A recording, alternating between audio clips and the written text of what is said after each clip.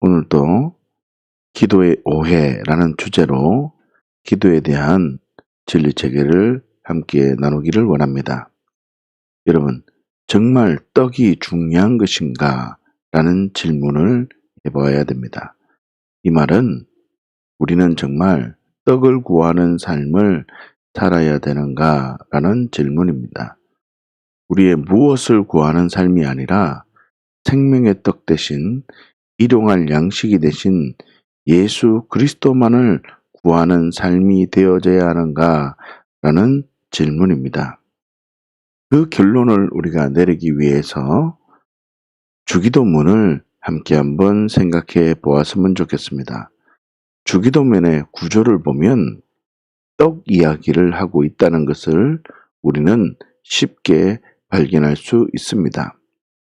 성경에 여러 가지 구조가 있습니다. 톨레도 방식이라는 게 있고 카이즘 구조라는 게 있습니다. 이 톨레도 방식이라는 것은 창세기에 많이 나오는 방식인데 아브라함이라는 사람이 나오고 아브라함의 아들 이삭이라는 사람이 나오고 이렇게 인물 중심으로 이렇게 엮어가는 형식이 바로 톨레도 방식이라고 합니다. 그리고 성경을 전체적인 것으로 보아서 대칭을 이루는 구조가 있다는 것을 나누는 것이 바로 카이즘 구조라는 것입니다. 지금 주기도문을 이 7가지 문장이 있는데 이 7가지 문장 속에 카이즘 구조로 보면 4번째 문장이 그 카이즘 구조의 핵심인 것을 우리는 알 수 있습니다. 한번 보십시오. 이름이 거룩히 여김을 받기 위해서는 맨 마지막 7번째인 악에서 구원하게 되는 악이 없어져야 한다는 것입니다. 거룩히 여김을 받기 위해서는 악이라는 존재가 없어져야 되는 것이죠. 두 번째, 하나님의 나라가 임하길 원한다면 하나님의 나라가 임하면 6번째 보시면 우리가 시험에 들까요 안 들까요? 안 들게 되는 거죠. 3번째 보시면 뜻이 하늘에서 이루어진 것처럼 땅에서도 이루어지기를 원합니다. 라고 고백하는 그 진리가 5번째 내용을 보면 그 땅에서도 하늘에서도 이루어진 게 땅에서도 이루어지면 죄를 용서해주고 그 아버지의 마음처럼 용서하고 용납하는 십자가에서 우리를 용납하고 용서하며 십자가의 모든 죄와 저주를 담당하신 예수님처럼 나라는 존재가 1만 달란트를 갚을 길 없는 나가 그 놀라운 사랑으로 주인에게 1만 달란트를 탕감받았는데 그 뜻이 하늘에서도 이루어진 것처럼 땅에서도 이루어지는 그 삶을 살기 위해서 1만 달란트를 탕감받았는데 나는 도리어 100데나리온 빚진 자를 억압하고 재산을 몰수하려는 자가 되면 하나님의 심판이 있듯이 하늘의 뜻이 땅에서도 이루어진다면 죄 지은 자를 용서해주고 용납하여 준다는 거죠. 그러나 그 중심, 핵심은 4번째 이야기인 오늘 우리에게 일용할 양식 때문이라는 겁니다. 거룩히 여김을 받는 것도 예수, 하나님의 나라가 임하는 것도 예수, 뜻이 하늘에서 이룬 것이 땅에서도 이루어지는 그 중심이 예수라는 것입니다. 그 모든 것의 중심은 일용할 양식 예수 그리스도가 되십니다. 여러분, 우리가 악에서 구원을 해 주실 분이 누구겠습니까? 예수 그리스도이십니다. 우리를 시험에 들지 않게 해 주시는 분이 누구실까요? 예수 그리스도가 되십니다. 용서해 줄 수 있는 그 힘의 원천이 누구라고 생각하십니까? 예수 그리스도라는 것입니다. 여러분, 예수님을 일용할 양식이 되었음을 믿는 자는 썩지 않는 양식, 내일의 양식을 구하는 삶이 된다는 것입니다. 그렇기 때문에 주기도문에 이어서 떡을 구하는 사람 이야기가 나옵니다. 지금 이게 누가복음 얘기인데요. 이 주기도문 다음에 떡 구하는 얘기가 나옵니다. 그래서요, 떡이 정말 중요하다. 우리가 무엇을 구하는 삶이 아니라 떡을 구하는 삶이 되어야 돼라는 것을 우리에게 선언하고 있다는 것입니다. 자, 그러면 우리의 삶이 정말 떡을 구하는 삶, 떡 이야기를 하는 것인가를, 우리의 기도가 떡을 중심으로 해야 되는 것인지를 생각을 해보아야 합니다. 여러분, 우리가 많이 오해하는 간청함을 인하여 라는 단어에, 우리가 간청 기도회라는 그 단어를 우리가 깊이 생각해 보아야 합니다. 여러분, 간청함, 누가복음 11장 8절 말씀 보시면요, 내가 너희에게 말하노니 비록 벗됨으로 인하여서는 일어나 주지 아니할지라도, 벗이 되었다, 친구가 되었기 때문에 일어나서 나는 줄 수가 없다. 그러나 그 간청함을 인하여 일어나 요구대로 주리라 라고 말합니다. 간청함 때문에 일어나서 준다는 말입니다. 다시요. 이 간청함을 원문으로 확인을 해보면 아나이데이아라는 단어를 사용합니다. 이 아나이데이아라는 단어는 아라는 부정어와 아이도스라는 부끄러워하다라는 단어가 합쳐진 단어입니다. 아나이데이아라는 단어의 뜻이 뭐냐면요, 부정어이다. 부끄러워하지 않는 것이기 때문에 수치를 피하기 위함이라는 뜻입니다. 수치를 피하기 위해서 요구대로 준다는 거죠. 부끄러움을 당하지 않기 위해서 떡을 준다는 겁니다. 체면을 잃지 않기 위해서 떡을 준다는 말입니다. 다시요. 간청함을 인하여 무슨 뜻입니까? 수치를 피하기 위하여 요구를 들어준다는 뜻이죠. 수치. 여러분, 내 어떤 친구나 어떤 관계 때문에 주는 것이 아니라 나의 이거 수치를 해결하기 위해서 떡이 필요하다는 겁니다. 우리의 수치를 들어주고 우리의 수치를 해결해주고 이 나라는 죄와 저주를 해결하기 위해서 떡, 예수님을 주신다라는 것입니다. 이 간청함은 나의 수치, 나의 죄와 저주, 내 근본적인 무엇을 해결하기 위해서 떡이 필요하다는 것입니다. 그래서 그 떡을 구하고 찾고 두드리면 반드시 주신다. 이게 바로 성령이라는 것입니다. 여러분, 너희가 찾고 두드리고 구하면 반드시 주는 게 뭐라는 겁니까? 어떤 우리가 무슨 기도를 할 때 하나님께서 응답해 주신다라는 그런 뜻이 아니라, 너 수치를 피하기 위해서 너 생명의 양식이 예수 그리스도임을 고백하며 내일의 양식이 예수님임을 너가 정말 믿음으로 고백하니, 그러면 내가 벗됨으로 인하여는 주지 않을지라도 너 수치를 덜기 위해서 너 생명의 떡이 무엇인지, 썩지 아니할 양식이 무엇인지 알았기 때문에 내가 너희에게 준다, 응답해 주겠다라는 말입니다. 여러분, 그렇기 때문에 기도에 대한 전체적인 이해가 필요합니다.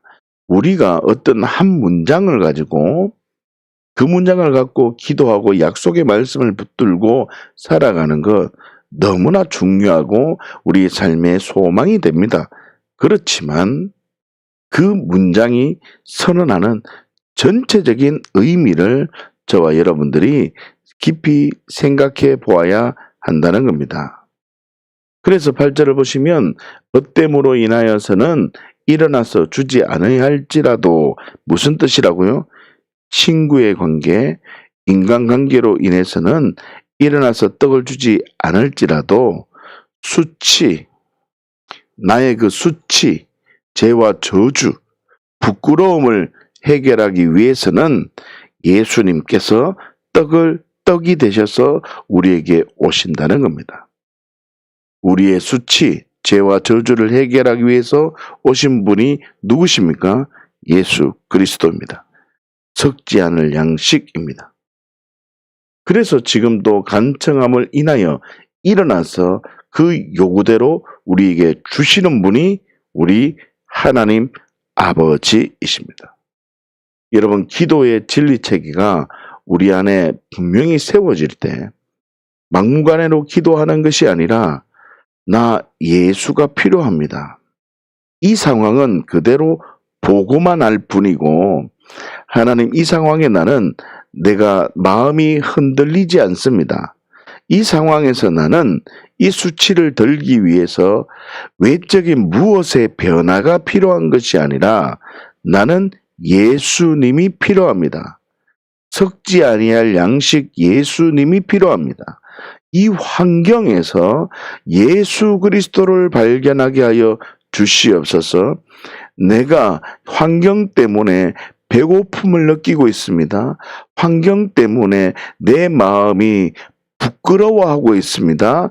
환경 때문에 하나님의 자녀임을 내가 지금 마음이 흔들리고 있습니다. 하나님, 나는 지금 흔들릴 수 없는 존재인데 하나님, 내가 이 환경 때문에 흔들리고 있어요. 나는 예수님이 더 크게 보여야 될 존재입니다. 나는 문제보다 예수님이 더 충분하며 예수님으로 인하여 살 존재입니다. 예수여, 나를 불쌍히 여겨 주시옵소서.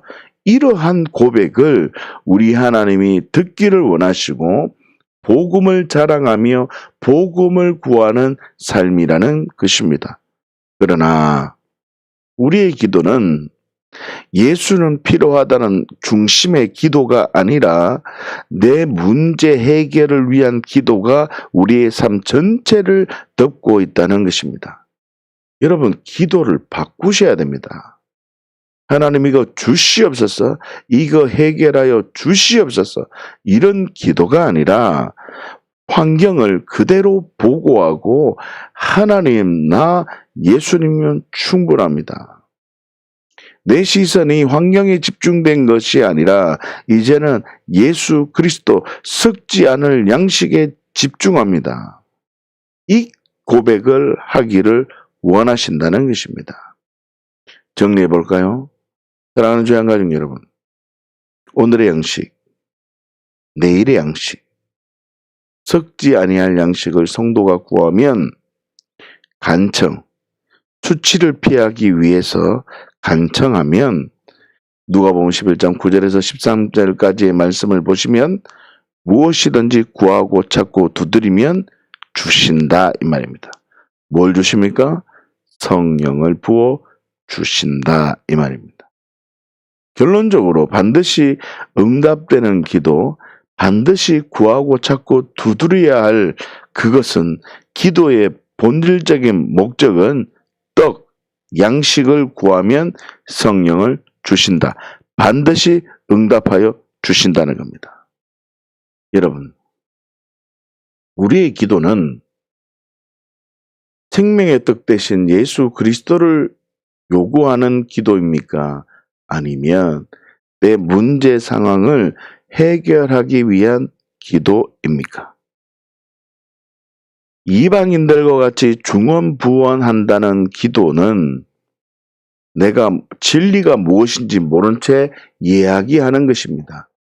섞지 아니할 양식 예수 그리스도를 구하는 신실한 그리스도인 하나님의 자녀의 삶을 살기를 원하시는데, 하나님은 그 길을 살기를 원하시는데 우리가 이방인처럼 무엇을 먹을까 무엇을 마실까 염려하는 기도, 떡을 구하는 기도를 하지 않기 때문에 이방인들처럼 중언부언하지 말라는 선언입니다. 여러분, 이 가치를 먼저, 기도의 가치를 먼저 세우지 않는다면 우리는 어찌 보면 중언부언하는 기도의 삶을 하면서도 나는 기도를 잘하고 있다, 나는 건강한 신앙생활을 하고 있다라고 생각한다는 것입니다. 아닙니다. 하나님은 그 기도의 삶을 중언부언하는 삶이라고 책망하신다는 것을 기억하십시오. 사랑하는 주의 한가족 여러분, 진정한 양식, 섞지 않는 양식, 예수 그리스도를 구하면 우리를 부끄럽게 하지 않습니다. 할렐루야. 떡, 보이는 것에 집중된 기도가 아니라 예수, 보이지 않는 하나님의 나라, 내일의 양식을 위해서 살아간다면 무엇이든지 구하고 찾고 두드릴 때 반드시 응답하여 주신다고 약속하십니다. 우리의 삶에 예수님이 임하면 끝입니다. 모든 문제가 해결되어지는 은혜가 있습니다. 이 비밀을 발견하여 나의 수치를 들어주실 분은 예수, 예수님으로 충분함을 고백하면 반드시 응답해 주심을 믿고 빛이 임한 자, 여러분 빛이 임한 자에게는 모든 걸 더하시는 은혜가 있습니다. 빛이 임한 자, 빛의 자녀에게 허락된 복을 누리시기를 예수님의 이름으로 축복합니다. 함께 기도하겠습니다.